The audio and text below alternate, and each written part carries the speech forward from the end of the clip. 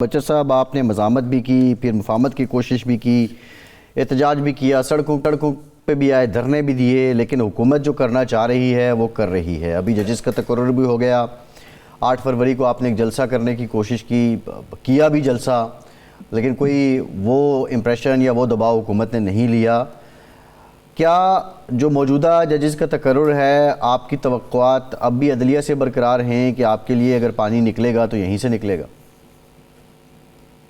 जी बिस्मिल्लाहिर्रहमानिर्रहीम। जी, सबसे पहली बात तो ये है फैसल भाई कि देखें, एहतजाज हर सियासी जमात का हक है।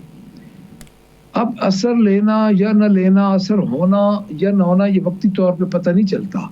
अब आप बात कर रहे हैं जुडिशरी की। देखें, जुडिशरी एक 26th अमेंडमेंट के बाद एक, मैं समझता हूँ कि जुडिशल कू हुआ था, लेकिन उसके बावजूद हम ये समझते हैं कि पाकिस्तान का वाहिद हल जो है वो साफ एंड शफाफ इलेक्शन और आज़ाद जुडिशरी है, और उस पर हम कोशिश कर रहे हैं, रूल ऑफ लॉ के लिए लड़ रहे हैं। हुकूमत हमारा कोई मसला नहीं है। अगर हुकूमत बनाना हमारा मसला होता तो पीपल्स पार्टी हमें ऑफर कर चुकी थी, हम उनकी ऑफर कबूल कर लेते, लेकिन हम ऐसी हुकूमत नहीं लेते क्योंकि ये असेंबली तो लेजिटिमेट ही नहीं करती।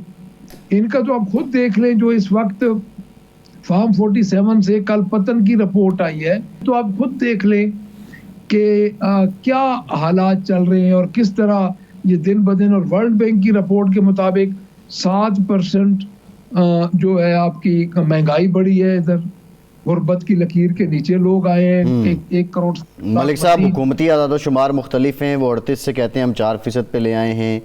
दूसरी अहम बात जो नुक्ता है कि जब सियासतदान आपस में गुत्थम गुत्था हों तो फिर जिन्होंने करप्शन करनी है उनको तो मौका मिलेगा, वो तो हाथ साफ करेंगे।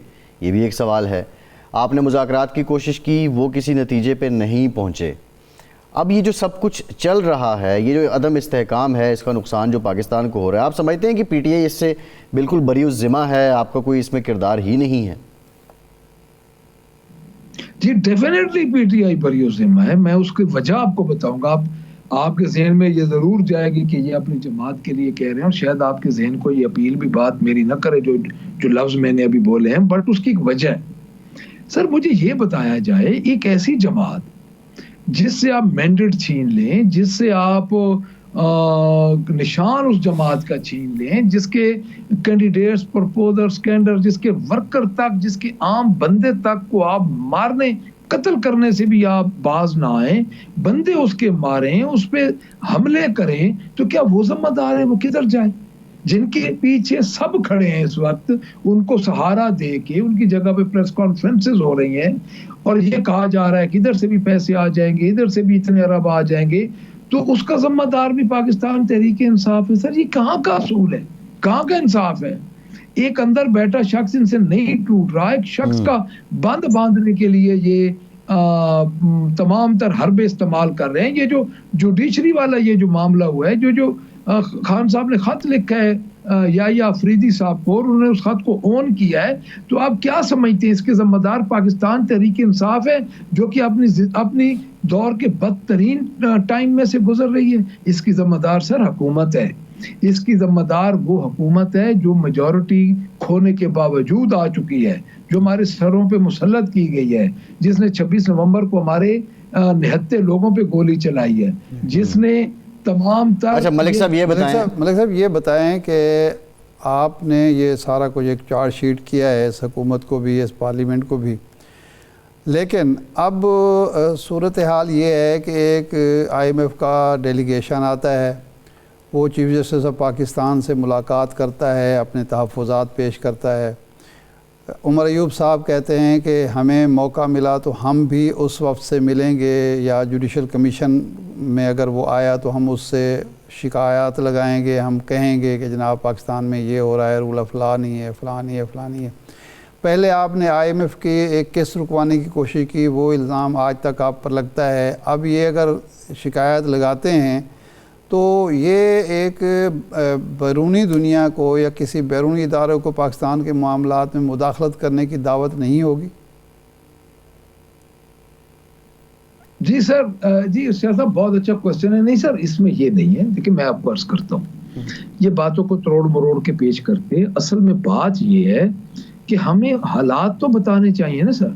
जो ह्यूमन राइट्स की वायलेशन हो रही है, जो इधर इस मुल्क में खाबे लग रहे हैं, तो मैं सर ये समझता हूँ कि ये चीजें जो है ये अब हकीकत बताने से अगर ये समझा जाए कि हम किसी को मुदाखलत की इजाजत दे रहे हैं, तो मेरे ख्याल में तो आपको याद होगा जब नहीं, मकसद फिर क्या है? खान साहब इन बातों का फिर क्या मकसद है? ये फिर मैं मलिक साहब, जब आपके दौर में 2022 में भी हार्स एंड कैटल शो हुआ था, सदर आरिफ अलवी साहब ने उसका इफ्ताह किया था, तो उस वक्त कितने पैसे लगे थे इस पर, याद है आपको?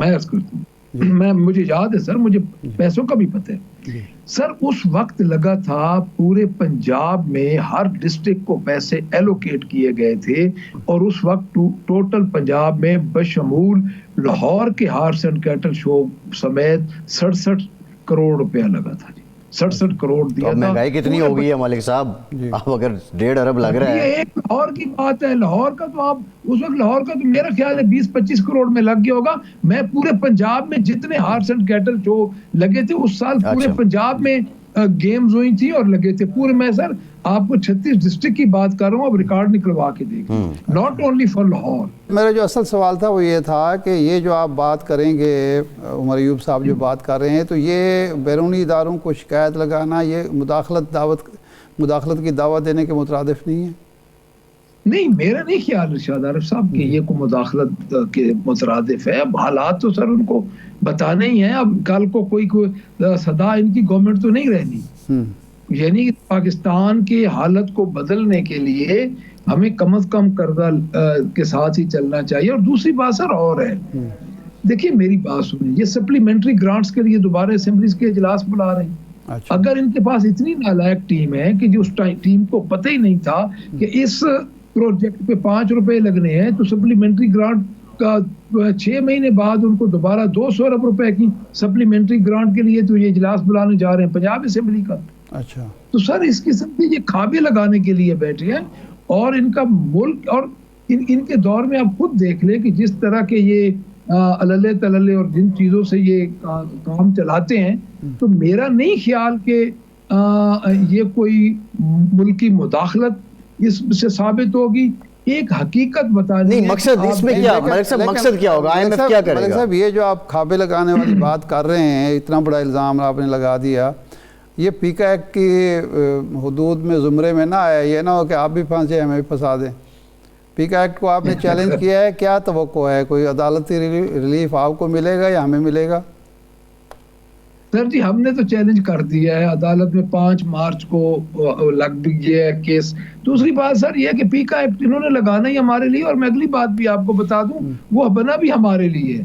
आप उसमें वैसे ही रगड़े गए हैं। वो पाकिस्तान सोशल मीडिया को, हमारी जबान को मुकफ्फिल करने के लिए वो बना। सही, ठीक। वो तो देखिए, वो तो हमें पता है कि, लेकिन इतने सर एक शख्स को तोड़ने के लिए ये पूरे मुल्क। मलिक साहब टाइम खत्म हो गया है प्रोग्राम का।